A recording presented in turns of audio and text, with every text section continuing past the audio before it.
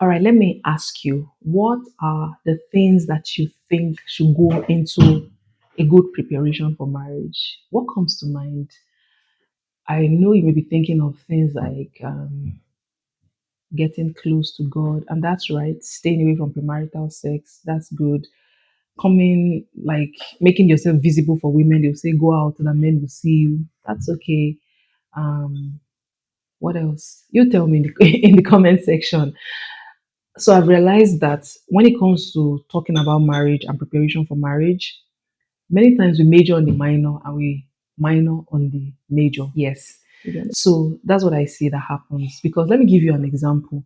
When I was a single lady, I loved to make my food from the scratch. I loved to bake nice stuff at home, healthy food that are really nice and tasty. I still do that. I brought that into my marriage, so that's why I make my daughter's snacks from the scratch, cookies, lollipops, whatever I think that can be sold in the store. I make it at home because I'd rather have her eat what I know what went into the ingredients than buying something from the store that I don't know what they put there and they have ingredients that I can't even pronounce and preservatives and all of that. This is who I am. This is how I am wired. Not every woman is like me. And I got this from my mother. My mother was this way as well. So, like, I'm not saying that because I'm thinking I'm the standard. Like, every woman should be doing things from the scratch at home. I don't know every woman should. Not every woman has that passion and desire, and that's okay. But where I'm going is that when I was single, people that enjoyed these things that I made, and how I just lived then used to say things like, you're a wife. When they say you're a wife material, something like that, your husband will not have a problem and all of that. So to them, I was a maid wife. Like, you don't have a problem. You know how to cook these nice stuffs and they're tasty. You know how to do all these things that manage a home and you'll be fine.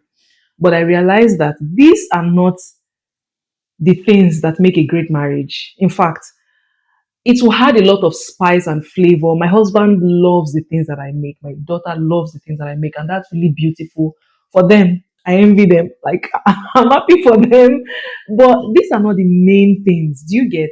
So we, like I said, we major on the minor and minor on the major. So when they see a lady that is doing all these things, say, oh, she's good for marriage. She's good for marriage. She may know how to cook, but her character may not be okay. But they'll say, yeah, as long as she makes nice meals, she's okay for marriage and all that. So that's where I'm going. So I realized that we actually put so much weight on some things and we put minimal weight on some things. And these things that we put minimal weight on are really the foundation. So what I want to talk about today is actually layers of the soul that needs healing before marriage. I'm talking about emotional preparation for marriage. Now we've talked about the other areas of preparation, but emotional preparation is something that we don't really focus on, we don't really pay attention to. And I believe that after spiritual preparation, the next most crucial preparation for marriage is the emotional preparation. Many people enter into marriage emotionally unprepared and with a lot of soul wounds. So, if you ever desire to get married, or even if you are married already and you did not know about these things or you didn't do them, you want to watch this video till the end because it's going to be an eye opener for you to see areas you should begin to pay attention to as you prepare for marriage or as you build your home. So, in today's video, I'll be talking about 3 layers of your soul that need healing before you step into marriage. I'm not saying you are going to be completely healed or you must be completely healed before you get into marriage because healing is a lifelong journey.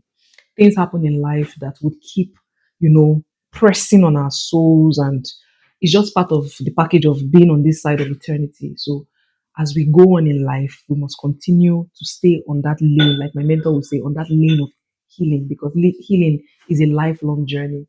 That's why Jesus said that in this world we will have so many sorrows, but we should be of good cheer because he has overcome the world. That is why Jesus also sent the comforter, the Holy Spirit, to us, because he knows, or he knew that the terrain here is rough. We would always need the comfort of the Holy Spirit. So I just have to put that in check so that some people will not say, oh, I'm not ready for marriage. I need to be fully healed. You may not be fully healed before you get into marriage. But the most important thing is that you are on that journey. You are aware. Healing begins first from awareness. You are aware that there is something we need to pay attention to this. Yeah. So 3 areas of your soul that need healing before you step into marriage. Now let me talk about your soul. Your soul is the part of you that makes you you. It's the seat of your will, it's the seat of your mind, it's the seat of your emotions.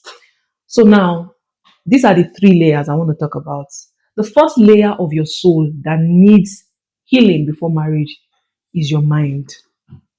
Many of us, we have adopted paradigms, mindsets, beliefs from circumstances, situations, from our parents' marriages, the marriages around us, and they have formed a mindset, a stronghold. Sometimes we are not even aware. The truth is that sometimes you would even have to step into marriage first before you realize that some things have been ingrained in your mind that you didn't know. So you need to begin to ask yourself, what are the things that I believe about marriage? What are the paradigms that I hold on to about my role as a wife, about things like submission, about things like leadership, if you're a man? You have to ask yourself these questions before you think of getting married. I see people online, I saw a post online specifically. Somebody said something like, people ask that what do women bring to the table? She put a picture of a woman that had a CS wound or something, that just had a CS and all of that. And she says that when you ask that's a single lady talking. When you ask what does a woman bring to the table, this is what I bring to the table. I don't want to hear any nonsense from any man and all of that. I'm not saying what she's saying is wrong. Like, women bring a lot. There's a lot that goes on with women. Like, really, I don't think you should be asking a woman what does she bring to the table, because she's the table herself, right? But what the area that I saw there could be a problem is already that defensiveness, even before marriage happens. Like, nobody has even told you what do you bring to the table. You don't understand, but you've already put up a defense. I don't know if you understand. So many times when people put up a defense already for something that has not yet happened, there could be danger ahead. Do you understand? It's better you have a mindset of meekness and humility.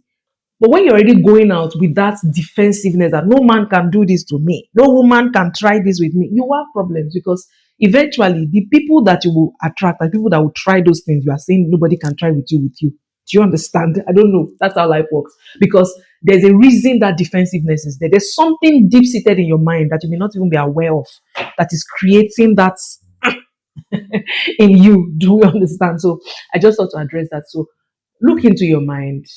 When people talk about marriage, or even when you see happy couples, what goes on in your mind? There are people that believe that everybody who like says they have a good marriage is lying. I've heard that a lot. There's people who are pretending that outside they will do as if everything is fine, but inside their house they are not okay. Why do you always think that way? Anything that makes you think that way all the time means that there's a problem in the realm of your mind that needs to come down. There's a stronghold that needs to be pulled down. What happened in your parents' marriage? What did you see with your father and mother that makes you think that people who seem to be having a great marriage are lying or pretending? What happened? Something happened. You need to go back there and heal. The next part is your will, and this is more about your decision making.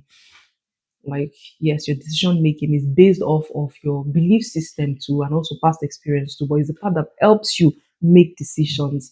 So sometimes the decisions of marriage that people even make, the decisions of the partners they choose, the people they attract and they decide to be with, speaks about a wound that needs to be healed in the realm of their soul. There's something that is not healed. This is why they keep choosing these kinds of people. The decisions they also make, they can't, like a woman, she can't submit to anybody. She's in a relationship, but she can't. It's my way or no other or no way, right? It's my way or no way. Like that part, whatever makes you decide, or makes you take decisions. You need to step into the realm of your will and look at your decisions. Are your decisions selfish? Is it always all about yourself? There are many things I could go into, but it's really more than this. That's the second part of your soul that needs to heal. You need to pay attention to before you get married. The next part is a major one, is your emotions, grief, fear. Some people carry fear about marriage, or not even about marriage, fears about some other things in life that will filter into their marriages. Grief, unprocessed hurts, unforgiveness. There are many things in the realm of the emotions that need to be unpacked. Like I've said in one of my videos, that you went through a rough relationship as a single lady or a single man, and that relationship ended, and eventually somebody came who loved you for who you are, and he loves you or she loves you, they see you for you, they're investing in you. It doesn't mean that the effect of that traumatic or abusive relationship is gone. A deposit has been made already in your soul that needs to be healed. So you need to pay attention to these three layers of soul healing before you step into marriage. These are things that I dig deeper into in Prepared Bride Academy. And currently, the cohorts are closed, but there's a waiting list. So the waiting list will be put in the description box, and that's towards 2026. You can, if you're a single Christian woman who desires marriage and you want to prepare adequately in all these areas, even beyond this, then you should fill the waiting list so that as soon as the doors open in 2026, you'll be the first to know about it. Thank you for watching today's video. Please give it a thumbs up if it has blessed you, and write to me in the comment section. What do you want to say to me? How has this video blessed you? Do you have questions for me? Put them in the comments and I'm going to be addressing them. What more? Subscribe to this channel if you haven't done so. Remain blessed until I come your way in another video. Bye.